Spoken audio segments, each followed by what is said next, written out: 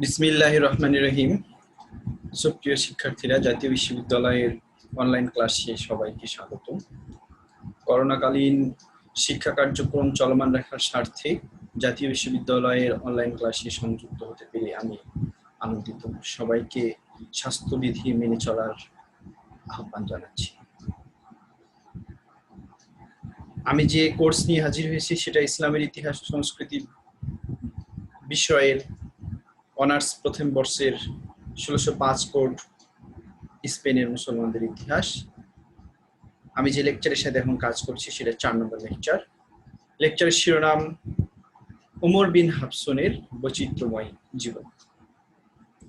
পুরোটা সময় জুড়ে আমি আছি মোহাম্মদ জলিলুর রহমান, প্রভাষক, ইসলামের ইতিহাস ও সংস্কৃতি বিভাগ, কারমাইকেল কলেজ, রংপুর। সবাইকে আবারও স্বাগত জানাচ্ছি, ফুলের শুভেচ্ছা। আমরা আজকে গুরুত্বপূর্ণ একটা টপিকস নিয়ে আলোচনা করব। স্পেনের ইতিহাসে অত্যন্ত গুরুত্ব নিয়ে আলোচনা করা হয়। তো আমরা যথারীতি স্পেনের মানচিত্র দেখতে পাচ্ছি। এই মানচিত্রের আমাদের কিছু বিষয় আমরা পরে আরো একটা মানচিত্র দেখব।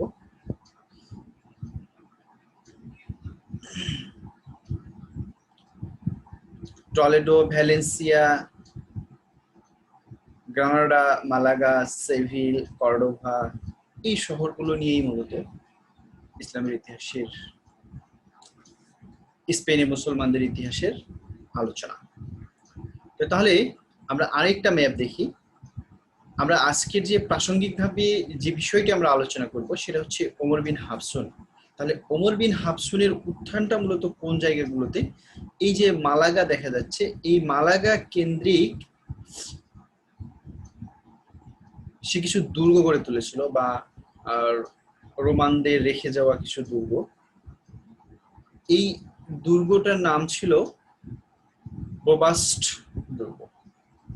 এই বোবাস্ট দুর্গকে কেন্দ্র করেই মূলত ওমর বিন হাফসুনের বৈচিত্র্যময় জীবনের কাহিনীর শুরু। তো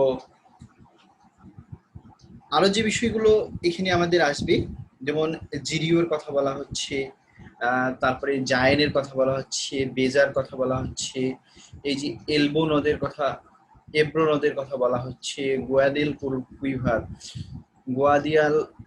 কুইভার নদীর কথা বলা হচ্ছে, মেরিদার কথা বলা হচ্ছে, টলেডোর কথা বলা হচ্ছে। তাহলে এই জায়গাগুলো মূলত স্পেনের গুরুত্বপূর্ণ শহর, এবং সেই শহরগুলোকে কেন্দ্র করেই মুসলিম সভ্যতা তৎকালীন সময়ে স্পেনে গড়ে উঠেছিল। এবং ওমর বিন হাফসুন এই অঞ্চলগুলোতেই কিভাবে জড়িয়েছিল তার জীবনের কাহিনী, সেগুলো নিয়ে আমরা আলোচনা করব। তাহলে চলে যাওয়া যাক মূল পাঠে। আমরা দেখতে পাচ্ছি ওমর বিন হাফসুনের পরিচয়। তো তার নাম হচ্ছে ওমর বিন হাফসুন। তার ইসলাম গ্রহণ করার পর তার নাম ছিল ওমর, কিন্তু ৮৯৯ সালে খ্রিস্টান ধর্ম ত্যাগ করে, ইসলাম ধর্ম ত্যাগ করে খ্রিস্টান ধর্ম গ্রহণ করলে তার নাম হয়ে যায় স্যামুয়েল। তো স্যামুয়েল এবং তার পিতার নাম হচ্ছে হাফসুন। তার জন্ম ৮৫০ সালে এবং মৃত্যু হলো ৯১৭ সালে। তাহলে স্বাধীন উমাইয়া আমিরাতের ৪ জন আমিরের বিরুদ্ধে দুর্ধর্ষ অভিযান তিনি পরিচালনা করেছিলেন। তো এই ৪ জন আমির কে কে ছিল এবং কার কার সময়ে অভিযানগুলো পরিচালিত হয়েছিল আমরা এটা জানবো। তাহলে এই ৪ জন আমিরের প্রথম যার সময় ওমর বিন হাফসুনের উত্থান হয়েছিল তিনি হচ্ছেন মুহাম্মদ বিন দ্বিতীয় আব্দুর রহমান। তারপরে মুহাম্মদের পুত্র মুনজিরের সময়ও তিনি দুর্ধর্ষ অভিযান পরিচালনা করেছিলেন এবং উমাইয়াদের ত্রাস হিসেবে পরিগণিত হয়েছিলেন। এরপরে আব্দুল্লাহ আবদুল্লাহ যিনি 888 থেকে 912 খ্রিস্টাব্দ পর্যন্ত স্পেনে মুসলিম শাসনের কাণ্ডারি ছিলেন। তার সময় ওমর বিন হাফসুন অত্যন্ত অতর্কিত হামলা পরিচালনা করে, অভিযান পরিচালনা করে উমাইয়াদের একটা বড় চিন্তার একটা কারণ হয়ে দাঁড়িয়েছিল। এরপরে তার যে পতন হয়েছিল 917 সালে তিনি মারা যান। সেটা হচ্ছে উমাইয়া বংশের অন্যতম, স্পেনের ইতিহাসের অন্যতম যোগ্য শাসক তৃতীয় আব্দুর রহমানের সময়ে তার পতন হয়। এই চারজন আমির, যদিও স্পেনের ইতিহাসে তৃতীয় আব্দুর রহমান খিলাফতের দায়িত্ব, নিজেকে খলিফা হিসেবে ঘোষণা করেছিলেন 929 খ্রিস্টাব্দে, কিন্তু 917 পর্যন্ত তিনি বা 929 পর্যন্ত তিনি আমির হিসেবে দায়িত্ব পালন করেছিলেন, কিন্তু এরপরে নিজেকে খলিফা হিসেবে তিনি ঘোষণা করেছিলেন। তো সেজন্যই আমরা বলছি যে চারজন আমিরের বিরুদ্ধে দুর্ধর্ষ অভিযান পরিচালনা করে ইতিহাসে খ্যাত হয়ে আছেন সেই ওমর বিন হাফসুন। এবং ওমর বিন হাফসুনের উত্থানটা মূলত হচ্ছে স্পেনের দক্ষিণ অঞ্চলের পার্বত্য অঞ্চল, মালাগার আশেপাশের অঞ্চলকে নিয়েই তার জীবন আবর্তিত হয়েছিল। তো তাহলে যাওয়া যাক মূল পাঠে, আমরা কি দেখব ওমর বিন হাফসুনের সেই কর্মকাণ্ড। তাহলে মুহাম্মদ বিন আব্দুর রহমানের আমলে ওমর বিন হাফসুনের উত্থান। ওমর বিন হাফসুন জন্মগ্রহণ করেছিলেন একটি গথ পরিবারে তৎকালীন সময়ে। গথ পরিবারে জন্মগ্রহণ করলে পারিবারিকভাবেই তারা ইসলাম ধর্ম গ্রহণ করে এবং পিতার সাথে মনোমালিন্যের পরে তিনি বাল্যকালের কিছুদিন যুবক বয়সেই দস্যুবৃত্তি গ্রহণ করেন। আর ওমর বিন হাফসুন দস্যুবৃত্তি গ্রহণ করলে তার বাবা সাথে সম্পর্ক ছেদ হয় এবং তার বাবা থেকে, এবং এভাবে দস্যুবৃত্তি করতে গিয়ে বিভিন্ন অপরাধ তৎপরতায় জড়িত হয়ে পড়েন। অপরাধ তৎপরতায় জড়িত হয়ে কথিত আছে তিনি কোনো এক ব্যক্তিকে হত্যা করে ফেলেছিলেন, আর এই হত্যা করার ফলেই তিনি আফ্রিকায় গমন করেছিলেন, উত্তর আফ্রিকার মরক্কোতে গমন করেছিলেন। আফ্রিকায় গিয়ে তিনি কাজ শুরু করেছিলেন একটা দর্জির দরবারে, দর্জির কাজ করা শুরু করেছিলেন। কিন্তু চঞ্চলমতি ওমর বিন হাফসুন তার কাছে মন বসে না, কাজ তার ভালো লাগে না। ঠিক এক সময় সে দর্জির কাজে ব্যস্ত আছেন, পোশাক সেলাইয়ের কাজে ব্যস্ত আছেন। এরকম একটা সময়ে এক বৃদ্ধর আগমন তার জীবনের গতিপথ পাল্টে দেয়। অতিশয় বৃদ্ধ ব্যক্তি তাকে উদ্দেশ্য করে বলল, হে যুবক, তুমি কতদিন শুয়ের ফোড়া দিয়ে জীবিকা অতিবাহিত করবে? তুমি যাও, তোমার স্বদেশে ফিরে যাও, উমাইয়াদের ত্রাস হিসেবেই আবির্ভূত হও এবং স্বদেশের জন্য কিছু করো, বৃহত্তর জীবনে প্রবেশ করো। বড় দাগ কেটেছিল যুবক ওমর বিন হাফসুনের মনে। মাতৃভূমিতে ফিরে এসেছিলেন, ফিরে এসে তার পিতব্য মুহাজিরের সহায়তায় 40 জনের একটা বাহিনী গঠন করেন। এই 40 জনের বাহিনী দিয়ে তিনি পরবর্তীতে একটা বিশাল দল গঠন করেন। এই দলের সদস্য হয় নমুসলিমরা, এই দলের সদস্য হয় মুজাবররা, এবং ওমর বিন হাফসুনের আদর্শিক মিল যাদের সাথে আছে তারা এই সংগঠনের সাথে, এই দলের সাথে জড়িত হয়। ঠিক এভাবেই যখন দল গঠন করতে থাকে এবং বোবাস্ট দুর্গকে কেন্দ্র করে, রোমানদের রেখে যাওয়া বোবাস্ট দুর্গ, এই দুর্গেই তার সামরিক তৎপরতা, তার অভিযানগুলো সংগঠিত করতে থাকে। তাহলে এভাবেই সে একটা বৃহত্তর জীবনে আস্তে আস্তে প্রবেশ করা শুরু করছে। এদিকে তৎকালীন সময়ে উমাইয়া আমির ছিলেন মুহাম্মদ বিন দ্বিতীয় আব্দুর রহমান। এই দ্বিতীয় আব্দুর রহমান যখন খবর পেলেন যে ওমর বিন হাফসুন এরকম অপতৎপরতা চালাচ্ছে। এই অপতৎপরতার জবাব দেওয়ার জন্য তিনি কি করেছিলেন, রাজকীয় বাহিনী তার বিরুদ্ধে বোবাস্টদুকে প্রেরণ করেছিলেন। চতুর ওমর বিন হাফসুন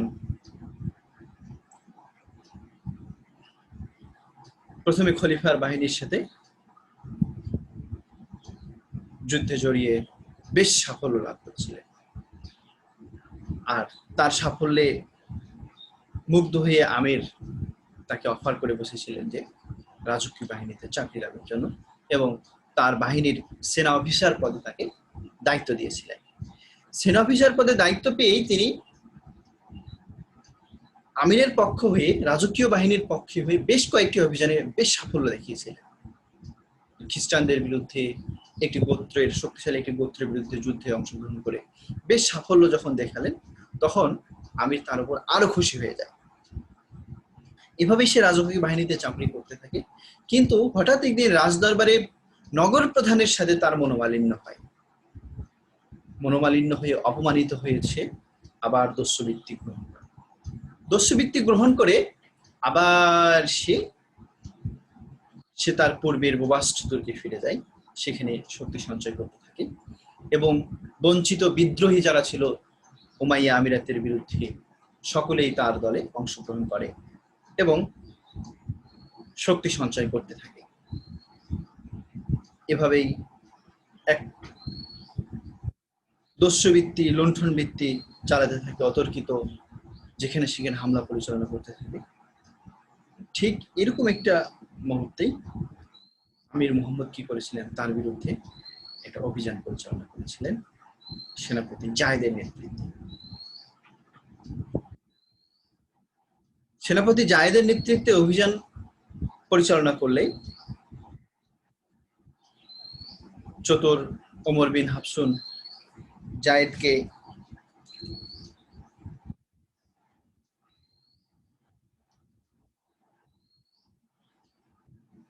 পরাজিত করে এবং জায়েন, ইজনা, যার প্রভৃত জায়গা সে দখল করে ফেলে এবং তার আন্দোলনটা একটা বৃহত্তর আন্দোলনের দিকে ধাবিত হচ্ছিল। ঠিক এভাবেই সে আবার রাজকীয় বাহিনীর বিরুদ্ধে একটা সাফল্য পেয়ে যায়। এদিকে আমির আবার ক্ষুব্ধ হয়ে তার বিরুদ্ধে শাহজাদা মুনজিরের নেতৃত্বে একটা অভিযান পরিচালনা করে এবং মুনজির রাজকীয় বাহিনী নিয়ে অগ্রসর হয় এবং জায়েন পুনরুদ্ধার করে চিন্তা করেছিলেন যে বোবাস্ট দুর্গ আক্রমণ করে ওমরকে একটা সমুচিত শিক্ষা দেবেন। কিন্তু হঠাৎ তার পিতা মুহাম্মদ বিন দ্বিতীয় আব্দুর রহমানের মৃত্যু সংবাদ তার কাছে আসলে তাকে রাজধানীতে ফিরে যেতে হয়। আর রাজধানীতে ফিরে যেতে হলেই তার স্বপ্ন অপূর্ণ রয়ে যায়। এরপরে আমরা দেখব যে উমাইয়া আমির মুনজিরের সাথে ওমর বিন হাফসুনের কর্মকাণ্ডটা কিরকম ছিল।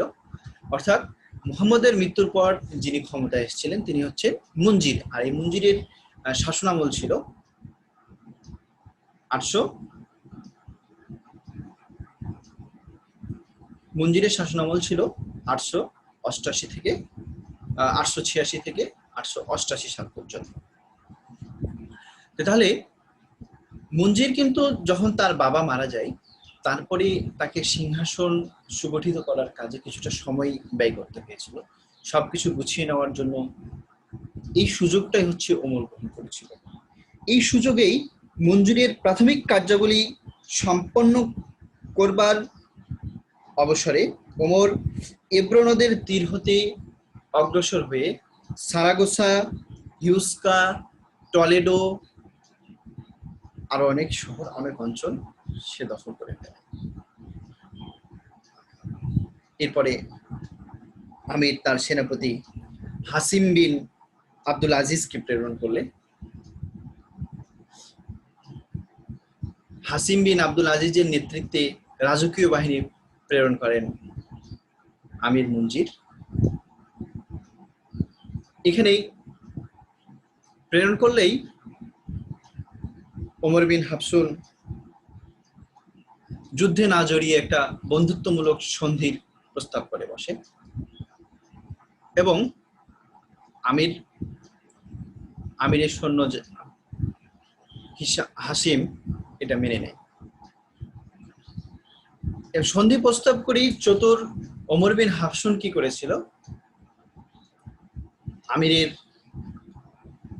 তার নিজস্ব বাহিনীর তলেদোতে অর্ধেক রেখে কিছু সংখ্যক বাহিনী নিয়ে এসে শহরের ত্যাগ করেছিল, নগর ত্যাগ করেছিল।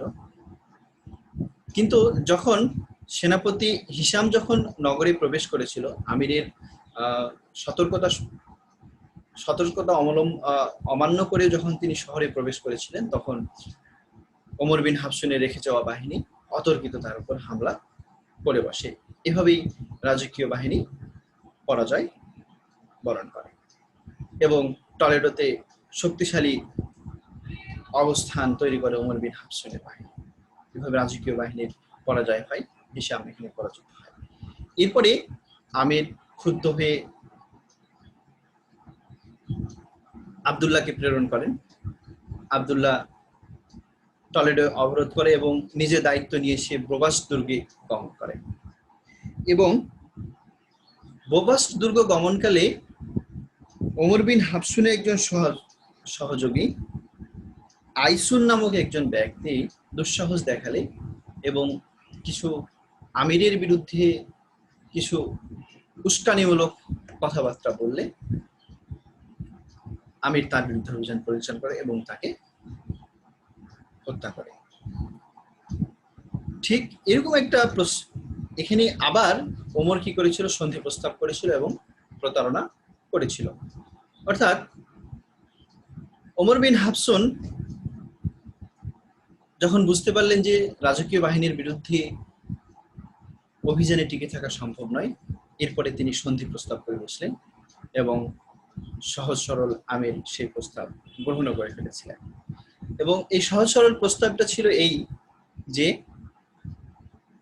সে রাজকীয় বাহিনীতে যোগদান করবে এবং কর্ডোভাতে বসবাস করবে এবং কর্ডোভাতেই থেকেই হচ্ছে তার আমিরকে পূর্ণ সহযোগিতা অর্পণ করবে। এবং ওমর বিন হাফসুন একটা প্রস্তাব দিয়েছিল যে তার মালামালগুলো বহন করে নিয়ে আসার জন্য, বোবাস্ট দুর্গ থেকে বহন করে নিয়ে আসার জন্য 100 খচ্চর প্রেরণ করতে বলেছিল। আমির কথা মতো 100 খচ্চর যখন প্রেরণ করে, তখন ওমর বিন হাফসুন কি করেছিল, সে খচ্চরগুলোকে তার দরবারে রেখে দেয় এবং প্রতারণার আশ্রয় নেয়। এই প্রতারণার আশ্রয় নিলেই আবার সে কি করে, সংগঠিত হতে থাকে, আশেপাশের বেশ কিছু অঞ্চল, বেশ কিছু জেলা সে দখল করে ফেলে। এরপরে তার ভাই আব্দুল্লাহর ষড়যন্ত্রে আমির মঞ্জুরের মৃত্যু হয়। মঞ্জুরের মৃত্যু হলে ক্ষমতায় আসে আব্দুল্লাহ।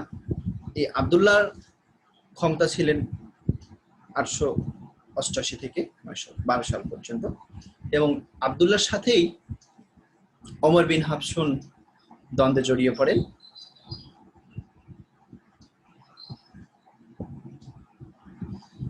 স্পেনে আমির আব্দুল্লাহর সাথে সময় ওমরের কর্মকাণ্ডগুলো কিরকম ছিল। আব্দুল্লাহর আমরা জানি যে, আমরা এর আগেই বললাম যে মঞ্জিরকে নিহত করেই হচ্ছে ক্ষমতা গ্রহণ করেছিল আব্দুল্লাহ। সে সময়ে এটা স্বাভাবিকভাবেই রাজ সিংহাসনে বা রাজ পরিবেশে, রাজ দরবারে একটা বিশৃঙ্খল অবস্থা। এই বিশৃঙ্খলার এবং আব্দুল্লাহর দুর্বলতার সুযোগটি তিনি গ্রহণ করেছিলেন ওমর বিন হাফসুন। 889 সালে ওমরের বিরুদ্ধে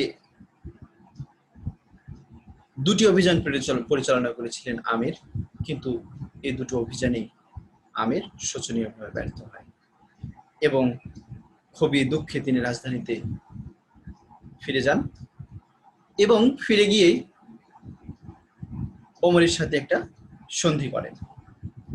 আর এই সন্ধির মূল বিষয় ছিল যে ওমর বিন হাফসুন রাজকীয় প্রতিনিধি হিসেবে বা আমিরের আবাসিক প্রতিনিধি হিসেবে অধীনতামূলক শাসন কার্য পরিচালনা করবে এবং সম্মিলিতভাবে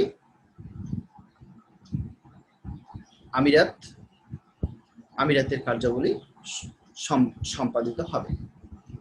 তাহলে এই চুক্তি অনুযায়ী এই চুক্তিটা করেছিলেন কি আমির আব্দুল্লাহ। কিন্তু ওমর বিন হাফসুনের দলে যারা অংশগ্রহণ করেছিল বা ওমর বিন হাফসুনের দলে যারা ছিল তারা শৃঙ্খলিত জীবনে অভ্যস্ত ছিল না।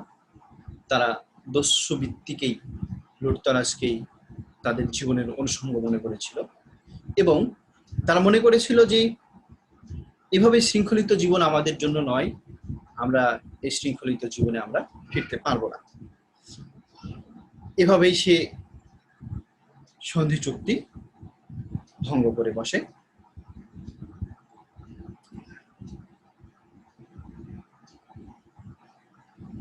এবং এরপরে আবু হারব অর্থাৎ বারবার প্রধান আবু হারবকে আক্রমণ করলে আবু হারব এর দুর্গটিও বারবার প্রধান দখল করে নেয়। এরপরে আমির আব্দুল্লাহ ওমর বিন হাফসুনকে সেই দুর্গটি পুনরুদ্ধারের জন্য আমন্ত্রণ জানায়। কিন্তু ওমর তার প্রকৃত উদ্দেশ্য গোপন করে রাজকীয় বাহিনীর সাথে অংশগ্রহণ করে এবং রাজকীয় বাহিনীর অংশগ্রহণ করেই তৎকালীন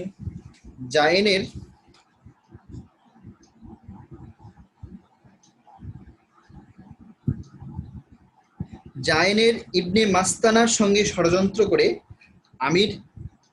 আমিরের সেনাপতি ইব্রাহিম বিন খামিরকে বন্দী করেন এবং খ্রিস্টানদের সহায়তায়, এই সুযোগে সে কি করেছিল, খ্রিস্টানদের সহায়তায় তার নিজ প্রভাব প্রতিপত্তি কর্ডোভা শহরের মাঝেও বিস্তার করতে থাকে এবং গোপনে কর্ডোভাতেই ষড়যন্ত্রমূলক কার্যক্রম চালাতে থাকে এবং তার প্রভাব বলয় তৈরি করতে থাকে রাজধানীকে কেন্দ্র করে।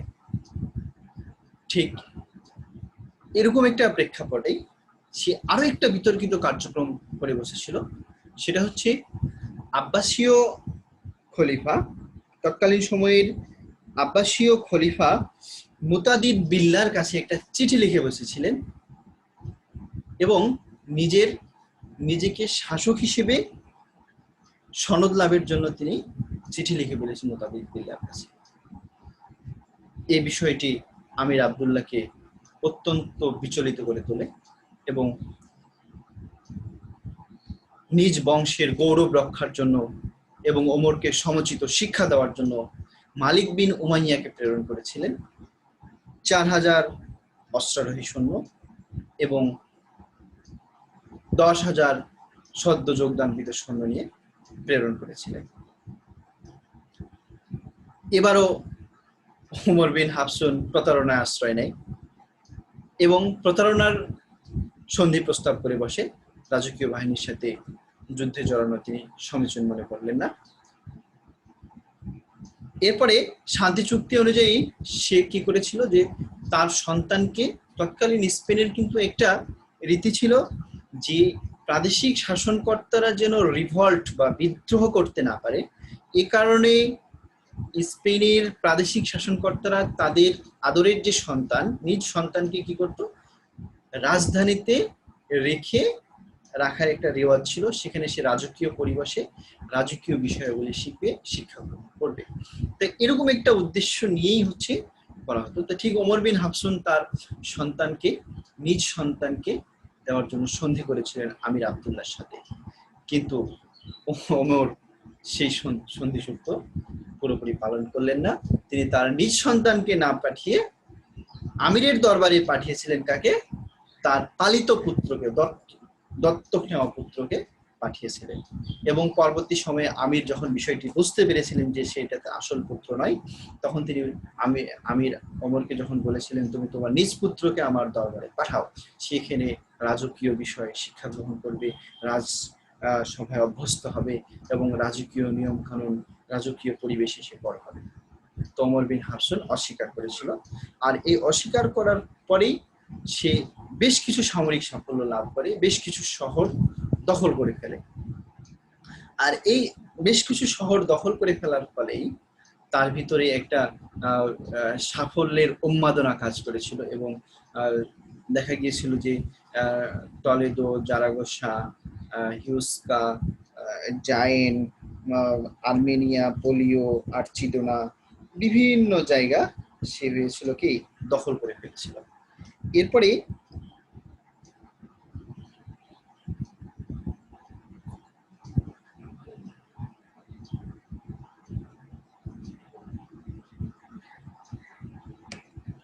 চুক্তি অনুযায়ী ওমরের বেশ কিছু সাফল্য তাকে উদ্ধত করে তোলে, অহংকারী করে তোলে এবং 892 সালে ওমর বিন হাফসুন কি সরি 800 হ্যাঁ, এর মাঝে আরেকটা বিষয় যে এই সাফল্যে সে উৎসাহিত হয়ে, এই সাফল্যে গর্ব করে সে কি করেছিল, 899 সালে একটা বিতর্কিত কর্মকাণ্ড করে বসেছিল। সে পবিত্র ইসলাম ধর্ম ত্যাগ করে খ্রিস্টান ধর্ম গ্রহণ করেছিল এবং তার নাম নিয়েছিল কি স্যামুয়েল। এবং সে আরো একটা কাজ করেছিল যে 892 সালে আমিরের বিরুদ্ধে বেশ কিছু সে সাফল্য লাভ করেছিল। আর এই সাফল্যে সে অত্যন্ত উৎসাহিত হয় এবং উৎসাহিত হয়েই সে এই বিতর্কিত কর্মকাণ্ডগুলো পরিচালনা করতে থাকে। এরপরে হচ্ছে তৃতীয় আব্দুর রহমানের সাথে ওমর বিন হাফসুনের কর্মকাণ্ড। তো আমরা জানি যে সেই ইতিমধ্যেই 899 সালে ধর্ম পরিবর্তন করে স্যামুয়েল নাম ধারণ করেছিলেন এবং খ্রিস্টানদের এটা সমর্থন লাভ করেছিলেন। কিন্তু তাই তিনি একটা বিপত্তিতে পড়েছিলেন। সেই বিপত্তিটা হচ্ছে তার দলে যে সকল নও-মুসলিম এবং মুসলমানরা ছিল তারা তার দল ত্যাগ করা শুরু করেছিল। এবং তিনি আরেকটা বিপত্তিতে পড়েছিলেন যে তার অস্থির মতি মন কখন কি করে সেটা মানুষের মাঝে একটা, তার যে সমর্থক গোষ্ঠী ছিল তাদের মাঝে একটা আস্থার সংকট তৈরি করে। আর এই আস্থার সংকট তৈরি করলেই ওমর কিছুটা হলেও ব্যাকফুটে চলে যান। কিন্তু খ্রিস্টানদের প্রতিক্রিয়াশীল খ্রিস্টানদের সমর্থন তিনি কিছুটা হলেও লাভ করতে পেরেছিলেন। এবং তৃতীয় আব্দুর রহমান ক্ষমতায় আসার পরেই ওমর বিন হাফসুন সম্পর্কে তিনি অবগত ছিলেন, তার কৌশল সম্পর্কেও তিনি অবগত ছিলেন এবং তিনি চিন্তা করেছিলেন যে ওমর বিন হাফসুনকে যদি পরাজিত করতে হয় তাহলে ক্রমাগত আক্রমণ পরিচালনা করতে হবে এবং ক্রমাগত আক্রমণ পরিচালনা করে তার যে দুর্গ, তার যে আস্তানা সবগুলো গুড়িয়ে দিতে হবে। ঠিক তাই করেছিলেন। ওমর বিন হাফসুনের বিরুদ্ধে তৃতীয় আব্দুর রহমান ক্রমাগত কয়েকটি অভিযান পরিচালনা করেছিলেন এবং রিজিও দুর্গ দখল করে ফেলেছিলেন, প্রবাস্ট দুর্গ দখল করে ফেলেছিলেন এবং এরপরে বেশ কিছুদিন তিনি কি করেছিলেন, টোলাক্স দুর্গ অবরোধ করে রেখেছিলেন।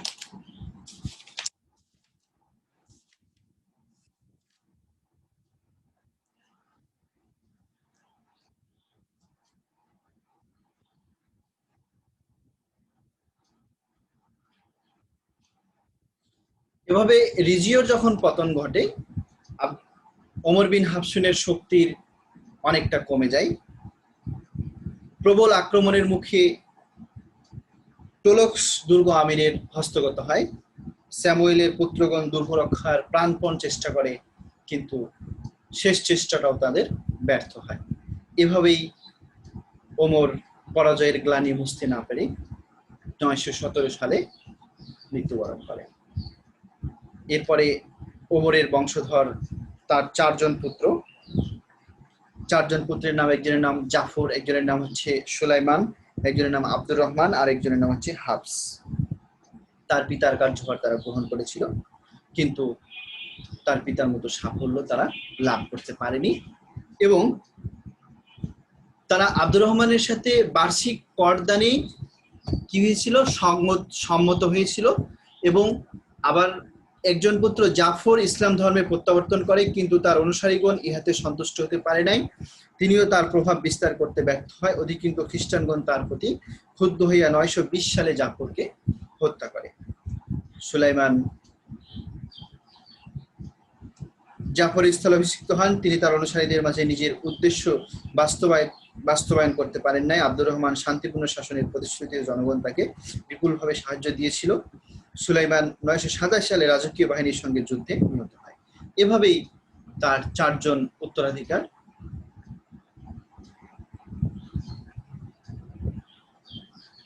উত্তরাধিকার কি হয়েছিল, ওমর বিন হাফসুনের সেই গৌরব বাধা আর ধরে রাখতে পারেনি।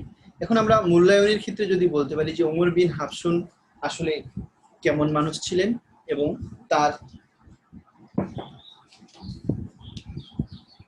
তিনি কি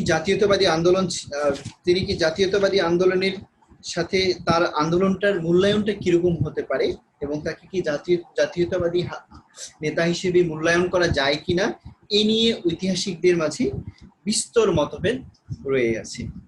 অনেকে বলেছে তিনি জাতীয়তাবাদী নেতা হিসেবে গণ্য হতে পারেন, আবার অনেকে বলছে যে না, তাকে জাতীয়তাবাদী নেতা হিসেবে কখনো গণ্য করা সমীচীন নয়। তবে তিনি একজন জাতীয় বীর। তিনি স্বীয় রণকৌশল দ্বারা স্পেনীয় উমাইয়া শাসকদের বিরুদ্ধে ক্রমাগত বিদ্রোহের মাধ্যমে খ্রিস্টানদের স্বাধীনতার প্রতীক এবং জাতীয়তাবাদের শ্রেষ্ঠ অগ্রনায়কে পরিণত হন, কিন্তু বহুবিধ কারণে তার জাতীয়তাবাদী বলা সমীচীন হবে না। কারণ তিনি কি করেছিলেন, বারবার ধর্ম পরিবর্তন করেছিলেন, আর এই ধর্ম পরিবর্তন করার ফলেই তাকে জাতীয়তাবাদী নেতা বলা যায় না। এরপরে আরেকটা কারণ হচ্ছে, তিনি আক্রমণ পরিচালনা করতে গিয়ে হত্যা, লুণ্ঠন, যুদ্ধের পশ্চাতে তার আপন স্বার্থই ছিল প্রধান। তিনি জনগণের মঙ্গলের কথা কখনো চিন্তা করেননি। তাছাড়া তিনি ছিলেন চরিত্রহীন এবং লম্পট, সুতরাং তাকে জাতীয়তাবাদী নেতা হিসেবে গণ্য করা যেতে পারে না। চুরি, ডাকাতি, চৌর্যবৃত্তি, লণ্ঠন কোনো জাতির সম্মান বা গৌরব বয়ে আনতে পারে না। এই কারণেই বলা যায় যে তিনি জাতীয়তাবাদী নেতা ছিলেন না। খ্রিস্টানরা ওমর বিন হাফসুনকে ইসলামের বিরুদ্ধে হাতিয়ার হিসেবে ব্যবহার করেছে মাত্র, তিনি সত্যিকার অর্থে খ্রিস্ট ধর্মের স্বার্থে কোনো কাজ করেননি। তাই স্পেনের বিশাল জনগোষ্ঠী প্রয়োজনে তার পাশে ছিল না। সুতরাং একথা নির্দ্বিধায় আমরা বলতে পারি যে আপন কৌশল, দক্ষতা, রণনিপুণতার গুণে চারজন উমাইয়া আমিরের বিরুদ্ধে 30 বছর কাল যুদ্ধ পরিচালনা করে নিজেকে একজন শাসক হিসেবে প্রতিষ্ঠা করার প্রয়াস পেয়েছিলেন। স্পেনের ইতিহাসে তাকে বিভিন্নভাবে মূল্যায়ন করা হয়েছে। একদিকে মুসলমানদের দৃষ্টিতে ওমর বিন হাফসুন ছিলেন একজন স্বভাবগত বিশ্বাসঘাতক, লুণ্ঠনকারী, তস্কর মাত্র, আর খ্রিস্টানদের মধ্যে তিনি ছিলেন স্পেনের জাতীয় বীর। তিনি দীর্ঘদিন স্পেনের সাম্রাজ্যবাদী জাতির বিরুদ্ধে সংগ্রামে লিপ্ত ছিলেন। তার ক্ষমতার দাপটে স্পেনের উমাইয়া আমিরাতের ভিত বারবার প্রকম্পিত হয়েছে। তো এই ছিল ওমর বিন হাফসুনের সম্পর্কে মোটামুটি মূল্যায়ন। তো তাহলে আমাদের যে বিষয়গুলো মনে রাখতে হবে যে ওমর বিন হাফসুনের উত্থান কোথা থেকে এবং চারজন আমিরের বিরুদ্ধে তিনি কিভাবে তার কর্মকৌশল নির্ধারণ করে অতর্কিত হামলা পরিচালনা করে তাদের একটা ত্রাসের কারণ হয়েছিলেন। এই বিষয়গুলো যদি আমরা মনে রাখতে পারি এবং আমরা যদি এই বিষয়গুলো জানতে পারি, আমরা স্পেনের ইতিহাস সম্পর্কে অনেকটা সমৃদ্ধ হতে পারবো এবং জানতে পারবো। আচ্ছা, আমরা শেষে আরো একটা মানচিত্র আমরা এড করেছি যে ওমর বিন হাফসুনের উত্থান মূলত এই যে মালাগা কেন্দ্রিক, এবং এই মালাগাই ছিল বোবাস্ট দুর্গ, আর এই বোবাস্ট দুর্গকে কেন্দ্র করেই তিনি কি করেছিলেন, টলেদো পর্যন্ত, অর্থাৎ এব্রো নদীর তীর দিয়ে তিনি টলেডো পর্যন্ত স্বীয় আধিপত্য প্রতিষ্ঠা করেছিলেন এবং কর্ডোভাতেও এবং রাজধানীতেও তিনি তার প্রভাব বলয় তৈরি করতে পেরেছিলেন। তাহলে আমরা দেখতে পেলাম যে ওমর বিন হাফসুন কে ছিলেন, কিভাবে তিনি একজন সামান্য অবস্থা থেকে উমাইয়াদের সে ত্রাসের কারণ হয়েছিলেন। এই বিষয়গুলো নিয়ে আমাদের আলোচনা আজকের মতো এখানেই শেষ করছি। সবার সুস্বাস্থ্য এবং মঙ্গল কামনা করে শেষ করছি। আল্লাহ হাফেজ। ধন্যবাদ সবাইকে। শুভকামনা সবার জন্য। আল্লাহ হাফেজ।